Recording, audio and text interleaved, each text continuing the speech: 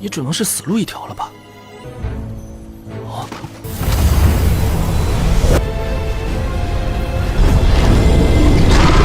弟子一时慌张，才如此冒失。让我想起了曾经的一位。是啊，剑已是成剑，说有至宝，不听老人言。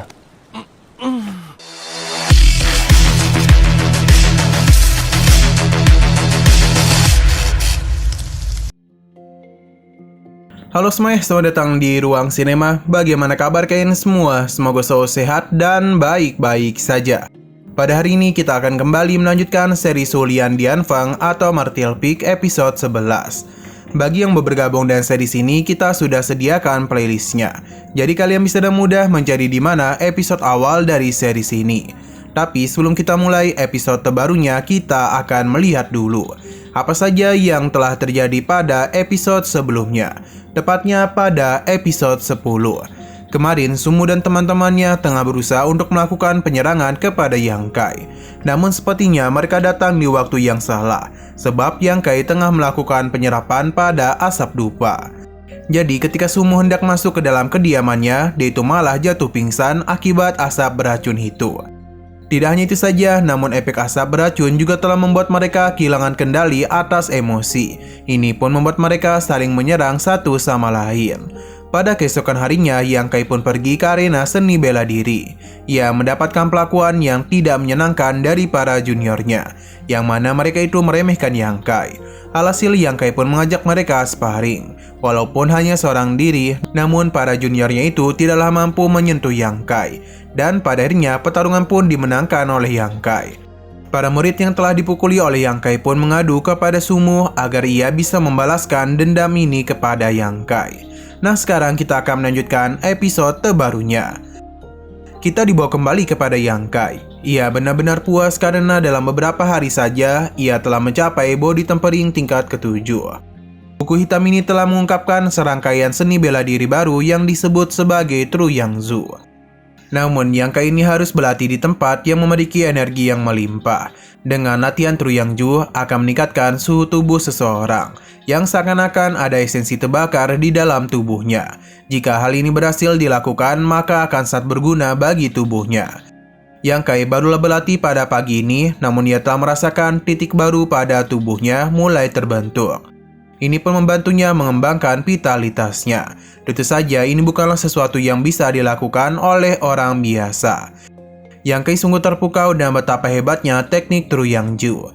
Secara umum, vitalitas tubuh manusia akan mencapai batas atas dengan latihan. Yang Zu sejati akan menggabungkan Yang Qi dan Yuan Qi menjadi cairan Yang. Semua itu akan mengumpulkan vitalitas secara terus-menerus. Yang Kai yakin metode kultivasi semacam ini pasti tidak pernah dipikirkan oleh banyak orang. Hanya saja ada masalah karena teknik yang sejati tidak mudah dipraktekkan.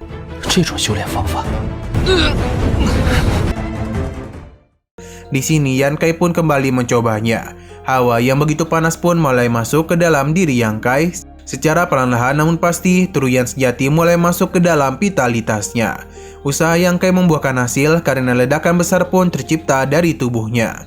Tidak hanya itu saja, wajahnya terlihat kemerahan yang menandakan kalau ia telah berhasil, sebab suhu tubuhnya benar-benar meningkat. Yang Kai pun segera merendam wajahnya yang hampir hangus itu. Untung saja ia sudah menyiapkan tangki air, karena jika tidak, dia itu akan kepanasan. Hanya saja energi yang tidaklah banyak di sini. Jadi meskipun Yang Kai telah mempelajarinya, namun energi yang tidaklah banyak, jadi akan sangat sulit untuk menciptakan setetes cairan Yang. Saat ini Yang Kai tidak ingin memikirkan hal itu dulu.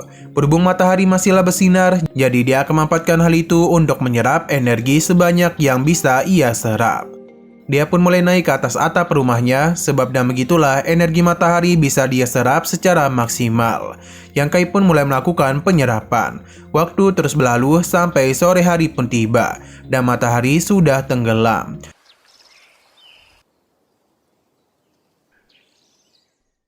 Sayang sekali, sinar matahari tidaklah cukup untuk membuat setetes energi Yang. Dia akan memikirkan solusi ini pada esok hari saja. Namun Yang Kai telah melihat sesuatu. Penasaran dan cahaya tersebut, Yang Kai pun segera pergi. Yang mana ini adalah lembah Kunlun. Baru saja tiba, Yang Kai pun bisa merasakan energi Yang Zu yang begitu melimpah. Ia sama sekali tidak menduga akan ada kekuatan Yang Qi di sini. Yang Kai pun mencoba untuk mengecek apakah lembah ini dalam atau tidak, yang sepertinya lembah itu sangatlah dalam. Jadi Yang Kai tidak bisa ke bawah sana. Namun bukan berarti Yang Kai tidak bisa berkultivasi, sebab ia bisa melakukan hal itu di sisi luar lembah. Yang Kai pun mulai melakukan penyerapan terhadap Yang Qi. Seketika saja energi yang berada di bawah lembah itu pun mulai naik ke permukaan dan masuk ke dalam diri Yang Kai. Kekuatan ini sangatlah besar dan membentuk sosok naga yang juga masuk ke dalam diri Yang Kai. Berhubung sudah di sini, jadi Yang Kai akan memanfaatkan waktu sebaik mungkin agar bisa menyerap Yang Qi. 也只能是死路一条了吧？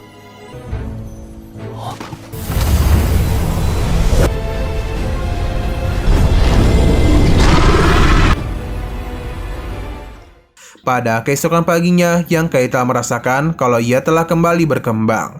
Karena kini tetesan vitalitas pertamanya akhirnya terbentuk juga. Ia pun mencoba melakukan penyerangan. Dengan vitalitasnya itu, Yang Kai bisa menghasilkan serangan yang begitu cepat. Dia pun menyadari cairan Yang Qi tidak hanya mempercepat latihan saja, namun juga bisa digunakan sebagai senjata. Untuk saat ini, Yang Kai memang bisa menggunakan serangan Yang Qi. Yang Qi. Namun dia tidak tahu akan seberapa kuat cairan itu. Selain itu, untuk mengeluarkannya tidaklah semudah yang terlihat.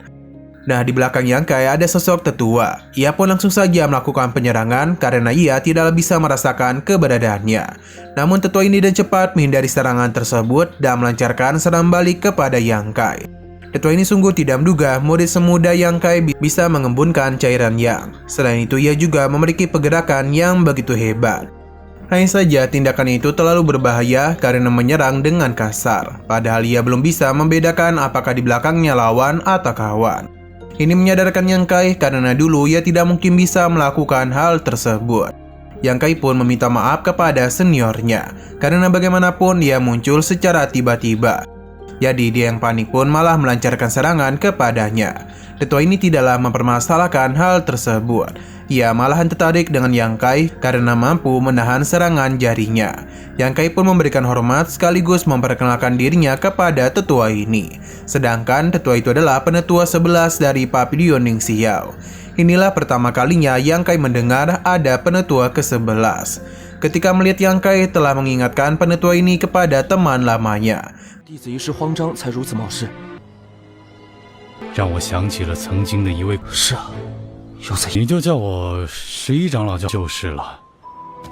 Meskipun ada beberapa perbedaan, namun Yang Kai tetap mirip dengan rekan lamanya itu. Ia tahu kalau Yang Kai baru saja berlatih seni bela diri dari atribut Yang. Ia bisa tahu karena di lembah ini terdapat energi yang terkuat di Papilion Ning Xiao. Yang Kai membenarkan hal itu dan ia penasaran mengapa tempat penahanan memiliki kekuatan sebesar ini. Penetua ke-11 pun mulai bercerita kalau 100 tahun yang lalu ada seorang master yang datang kemari. Tujuannya adalah menghadapi sosok yang begitu jahat. Saking jahatnya ia telah menghabisi begitu banyak orang. Master ini pun menggunakan pedangnya untuk menyenyapkan sosok itu. Hanya dengan ayunan pedangnya saja telah menciptakan lembah yang begitu besar dan membuat sosok ini meninggoy. Inilah asal-usul dari lembah naga. Meskipun penjahat itu sudah berhasil dihabisi, namun master ini takut sosok itu akan bangkit. Jadi karena itulah Papilion Ning Xiao didirikan untuk menjaga lembah naga. Dan ini jugalah asal mula terbentuknya Papilion Ning Xiao. Mereka menggunakan kiasan dari para leluhur untuk melenyapkan kejahatan. Jadi ketika para murid melakukan kejahatan berat, maka mereka akan ditahan di lembah naga. Penetua ke-11 juga memberitahu kalau di bawah lembah itu terdapat sebuah harta karun dengan atribut Yang Qi. Yang Kai mengira kedatangan penetua kemari adalah untuk melihat harta tersebut. Tapi bukan itu tujuannya, karena penetua ini ingin menemui seseorang. Semakin bertambah usianya, maka semakin banyak pula orang yang ingin dia ajak bicara. Karena sudah terlalu banyak bicara kepada Yang Kai, ia pun pergi dari sana.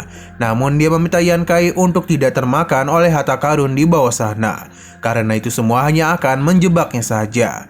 Yang Kai paham, jika saja ia tidak mendengar perkataan penetua ke-11, mungkin dirinya akan terjun ke sana. Untuk sekarang ia akan percaya dengan ucapannya itu. Jadi Yang Kai pun memutuskan untuk kembali pulang karena hari sudah mulai gelap. 一世成戒，说有至宝。 不听老人言。 Baru saja tiba di depan rumahnya, ia pun melihat pintunya yang terbuka. Yang Kai pun merasa itu adalah ulah dari Sumo. Namun ia langsung terkejut karena di kasurnya ada seorang wanita yang begitu cantik. Yang Kai pun segera menemuinya, yang mana wanita ini tentu tidak bukan adalah gadis yang sering mengawasinya. Yang Kai pun agak salting dan bingung harus memanggilnya sebagai junior atau senior. Dia meminta Yang Kai untuk menghidupkan lampu terlebih dahulu, karena rasanya agak aneh berbicara seperti ini. Namun Yang Kai menganggap berbicara di bawah sinar bulan adalah hal yang menyenangkan. Tentu saja perkataan itu malah membuat suasana menjadi begitu canggung. Alasan Sia kemari adalah untuk memberikan sesuatu dari seorang pemburu. Hanya saja Yang Kai tidak kunjung kembali, jadi pemburu itu pun pergi. Selain itu, pemburu tadi mengucapkan rasa terima kasih kepada Yang Kai. Yang Kai paham dan mengambil pemberian dari sang pemburu. Sia sebenarnya telah menunggunya dalam waktu yang cukup lama. Yang Kai pun meminta maaf dan nantinya dia akan kembali lebih awal. Apa yang dia katakan sama saja dengan sebuah janji. Ini pun kembali membuat suasana di antara mereka semakin canggung saja. Berhubung urusan telah selesai, jadi Sia pun pamit pergi dari hadapannya. Untuk Yang Kai sendiri tahu, ini adalah pemberian dari Zhang San. Ia secara khusus memberikan 2 pakaian baru kepada Yang Kai. Malam pun semakin larut, tapi Yang Kai tak kunjung bisa tidur. Sepertinya ia telah memikirkan Sia. Hal yang sama juga terjadi kepada Sia. 找你，不过回来没想到， 斗不斗，衣服都破了。 反正东西都给你了，我走了。 Nah, sayang sekali lagi seru-serunya, episodenya pun harus bersambung dulu. Oke, sekian dulu pada video kali ini. Untuk video selanjutnya akan segera hadir. Jadi bagi kalian yang ingin mengikuti series ini, langsung saja klik subscribe dan aktifkan loncengnya. Terima kasih yang sudah menonton video sampai habis. Jika kalian suka pada video ini, klik like dan share ke teman-teman kalian tentang channel ini. Dan ditunggu aja kelanjutannya. Oke, sampai jumpa di video selanjutnya.